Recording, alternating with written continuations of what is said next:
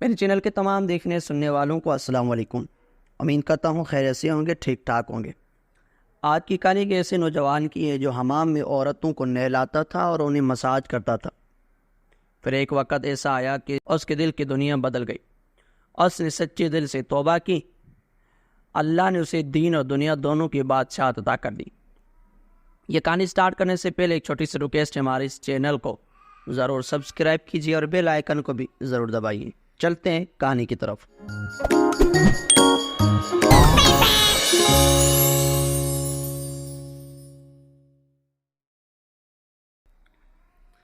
ناظرین کرام، پرانے وقتوں کی بات ہے کہ ایک شخص تھا جس کا نام نسو تھا۔ اس کا چہرہ شکل اور صورت میں عورتوں کی طرح تھا۔ عورت جیسے چہرے کی بنا پر وہ خود کو عورت ظاہر کر کے عورتوں کے حمام میں نوکری کرنے لگا۔ اس حمام میں شہر بھر کی شہزادیاں اور عورتیں آیا کرتی تھیں۔ وہ تمام دن ان عورتوں کو نہلاتا اور ان کا بدن دیکھ کر گناہ کا مرتکب ہوتا، اور یہ کام اس کے لیے ذریعہ معاش بھی تھا اور عورتوں کے جسم سے لذت بھی حاصل کرتا تھا۔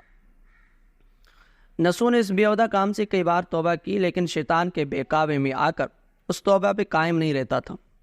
وہ دوبارہ اس کام میں لگ جاتا تھا۔ نسو نے ایک بار ایک درویش کو اپنے لیے دعا کا کہا۔ وہ درویش اس کے گناہ سے واقف تھے، مگر کبھی کسی سے اس کا ذکر نہیں کیا اور نہ ہی یہ بات کسی پر ظاہر ہونے دی۔ اللہ والوں کی ایک خصوصیت ہوتی ہے کہ وہ لوگوں کا چہرہ پڑھ لیتے اور ان کا باطن ظاہر ہو جاتا ہے، مگر کسی کو اس کے متعلق بتاتے نہیں۔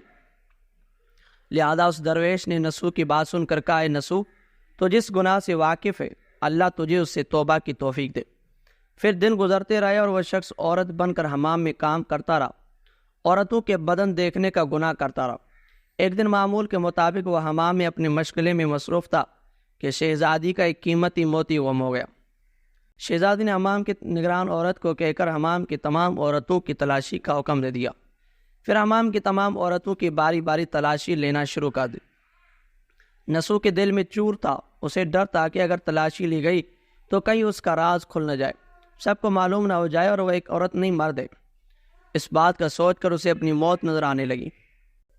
نسو موقع دیکھ کر تنہائی میں گیا اور اللہ تعالیٰ سے رو کر مدد مانگی۔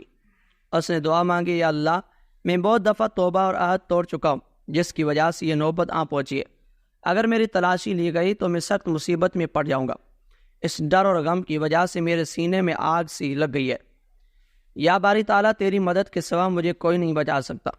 یا رب العزت، وہ کر جو تیرے لائق ہے، میری پردہ پوشی فرما، اور میں آج سے اس گناہ سے توبہ کرتا ہوں، اور اگر میں نے پھر کبھی ایسا کیا تو میری مت سننا۔ یہ دعا مانگنے کے بعد نسو اتنا رویا کہ روتے روتے بے ہوش ہو گیا۔ اللہ تعالیٰ نے اس کی فریاد سن لی اور اس کے ساتھ ہی حمام میں اعلان کیا گیا کہ موتی مل گیا ہے، لہذا تلاشی کا عمل روک دیا جائے۔ تھوڑی دیر کے بعد نسو جب ہوش میں آیا تو اس کی کیفیت عجیب سی تھی۔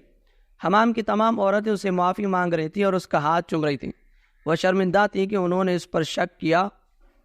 نسو پر شک اس لیے کیا جا رہا تھا کہ کیونکہ وہ شہزادی کے زیادہ قریب تھا اور شہزادی کو نہلانے پر مخصوص تھا۔ شہزادی سے قربت ہونے کی وجہ سے ہونا تو یہ چاہیے تھا کہ سب سے پہلے اس کی تلاشی لی جاتی، مگر اسے وقت دیا جا رہا تھا کہ اگر موتی اس کے پاس ہے تو وہ اسے کسی جگہ پر رکھ دے اور سزا سے بچ جائے۔ لیکن نسو حمام کی عورتوں سے کہہ رہا تھا کہ یہ سب اللہ تعالیٰ کا کرم ہے اور اس نے میری عزت رکھی، اور اس واقعے کے بعد پھر نسو کبھی حمام میں نہیں آیا۔ توبہ کے بعد شہزادی نے کئی بار نسو کو بلایا، مگر اس نے حمام میں آنے سے معذرت کر لی۔ شہزادی نے کئی بار اپنی کنیزوں کے ذریعے پیغام بھجوایا کہ اس کا دل تجھ سے بدن دھلوانے کو کرتا ہے، لیکن اللہ سے توبہ کی وجہ سے وہ ہر بار کوئی نہ کوئی بہانہ بنا کر ٹال دیتا۔ جب نسو نے دیکھا کہ شہزادی جان نہیں چھوڑے گی تو اس نے کنیز سے کہا کہ اب میرے ہاتھ بیکار ہو چکے، میں بیمار پڑ چکا ہوں اور میں نہیں چاہتا کہ میری وجہ سے شہزادی کو وہ بیماری لگ جائے۔ تلاشی کا ڈر اس کے ذہن میں ایسا بیٹھا کہ وہ دوبارہ حمام میں نہیں جانا چاہتا تھا، اور ایک بار سچی توبہ کرنے کے بعد وہ ایسے کام کی طرف دوبارہ نہیں جانا چاہتا تھا جو اس کے لیے پریشانی کا باعث بنے۔ نسو نے دیکھا کہ اس شہر میں رہنا اس کے لیے مناسب نہیں ہے، کیونکہ سبھی عورتیں اس کو چاہتی ہیں اور اس کے ہاتھ سے مساج کرانا اور نہانا پسند کرتی ہیں۔ نسو نے جتنا بھی غلط طریقے سے مال کمایا تھا سب غریبوں میں بانٹ دیا، اور شہر سے نکل کر کئی میل دور ایک پہاڑی پر ڈیرا ڈال کر اللہ کی عبادت میں مشغول ہو گیا۔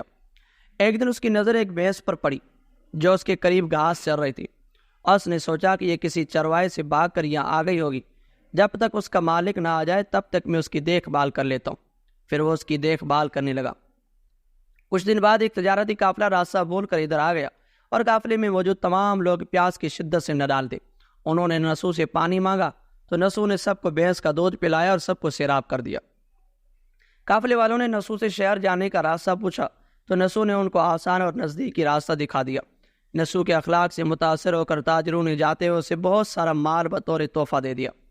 نسو نے ان پیسوں سے وہاں کنواں کھدوا دیا۔ آہستہ آہستہ وہاں لوگ بسنے لگے اور عمارتیں بننے لگی۔ وہاں کے لوگ نسو کو بڑی عزت اور احترام کی نگاہ سے دیکھتے تھے اور آہستہ آہستہ نسو کی نیکی کے چرچے بادشاہ تک جا پہنچے۔ بادشاہ کے دل میں نسو سے ملنے کا شوق پیدا ہوا۔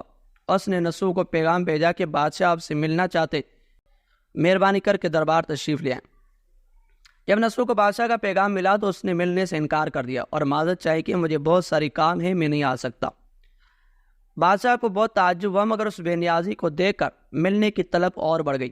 بادشاہ نے کہا کہ اگر نسو نہیں آ سکتے تو ہم خود اس کے پاس جائیں گے۔ جب بادشاہ نسو کے علاقے میں داخل ہوا، خدا کی طرف سے موت کے فرشتے کو حکم ہوا کہ بادشاہ کی روح قبض کر لی جائے۔ چونکہ بادشاہ بطور عقیدت مند نسو کو ملنے آ رہا تھا اور عوام بھی نسو کی خوبیوں کی گرویدہ تھی، اس لیے نسو کو بادشاہ کے تخت پر بٹھا دیا گیا۔ نسو نے اپنے ملک میں عدل اور انصاف کا نظام قائم کیا۔ وہی شہزادی جسے عورت کا بیس بدل کر ہاتھ لگاتے ہوئے بھی ڈرتا تھا، اس شہزادی نے نسو سے شادی کر لی۔ ایک دن نسو دربار میں بیٹھا لوگوں کی داد رسی کر رہا تھا کہ ایک شخص وہاں آیا اور کہنے لگا کہ کچھ سال پہلے میری بھینس گم ہو گئی تھی، بہت ڈھونڈا مگر نہیں ملی، برائے مہربانی میری مدد فرمائے۔ نسو نے کہا تمہاری بھینس میرے پاس ہے، آج جو کچھ میرے پاس ہے وہ تمہاری بھینس کی وجہ سے۔ نسو نے حکم دیا کہ محل کے سارے مال اور دولت کا آدھا حصہ بھینس کے مالک کو دیا جائے۔ وہ شخص خدا کے حکم سے کہنے لگا نسو جان لو، نہ میں انسان ہوں اور نہ ہی وہ جانور بھینس ہے، بلکہ ہم دو فرشتے ہیں، تمہارے امتحان کے لیے آئے تھے۔ یہ سارا مال اور دولت تمہارے سچے دل سے توبہ کرنے کا نتیجہ ہے، یہ سب کچھ تمہیں مبارک ہو۔ اور پھر وہ دونوں فرشتے نظروں سے غائب ہو گئے۔ اسی وجہ سے سچے دل سے توبہ کرنے کو توبہ نسوہا کہتے۔ تاریخ کی کتب میں نسو کو بنی اسرائیل کے ایک بڑے عابد کے حیثیت سے لکھا گیا ہے۔ تو ناظرین کرام، اس کہانی سے ہمیں یہ سبق ملتا ہے کہ نسو رزق کمانے کے لیے اللہ کا ناپسندیدہ کام کیا کرتا تھا۔ جب وہ کام اللہ کے خوف کی وجہ سے چھوڑا تو اللہ نے رزق کے اسباب پیدا کیے اور بادشاہ تک عطا کر دی۔ حرام طریقے سے لذت حاصل کرنا چھوڑا تو اللہ نے نکاح میں شہزادی دے دی۔ اللہ سے دعا ہے اللہ تعالی ہم سب کو توبہ کرنے اور تا دم موت اس توبہ پر قائم رہنے کی توفیق عطا فرمائے۔ امید کرتا ہوں آپ کو ہماری یہ کہانی پسند آئی ہوگی، اور اگر یہ پسند آئی ہے تو کمنٹ سیکشن میں اپنی رائے کا ضرور اظہار کیجیے اور ہمارے اس چینل کو بھی ضرور سبسکرائب کیجیے، بیل آئیکن کو بھی ضرور دبائیے۔ ملتے ہیں اگلی ویڈیو میں، اللہ حافظ۔